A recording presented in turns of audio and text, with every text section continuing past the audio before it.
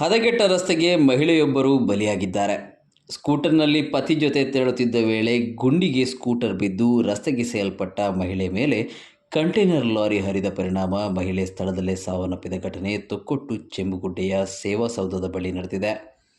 ಮೃತ ಮಹಿಳೆಯನ್ನು ರೆಹಮತ್ ಎಂದು ಗುರುತಿಸಲಾಗಿದ್ದು, ರೆಹಮತ್ ಅವರ ಪತಿ ರಶೀದ್ ಜೊತೆ ಆಕ್ಟಿವಾ ಸ್ಕೂಟರ್ನಲ್ಲಿ ತೆರಳುತ್ತಿದ್ದ ಸಂದರ್ಭ ಚೆಂಬುಗುಡ್ಡೆ ಎಂಬಲ್ಲಿ ಸ್ಕೂಟರ್ ಹದಗೆಟ್ಟ ರಸ್ತೆಯ ಗುಂಡಿಗೆ ಸ್ಕೂಟರ್ ಬಿದ್ದಿದೆ.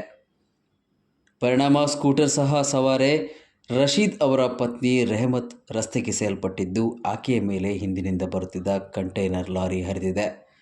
ಸ್ಥಳದಲ್ಲೇ ಸಾವನ್ನಪ್ಪಿದ್ದಾರೆ. ರಶೀದ್ ಅವರಿಗೂ ಗಾಯಗಳಾಗಿದ್ದು ಆಸ್ಪತ್ರೆಗೆ ದಾಖಲಿಸಲಾಗಿದೆ.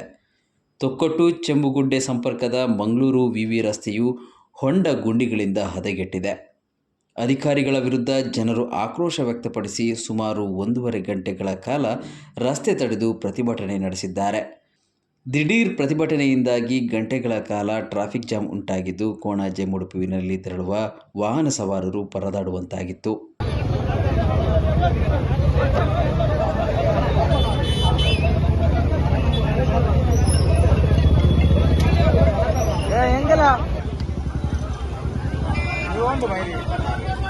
ഞാൻ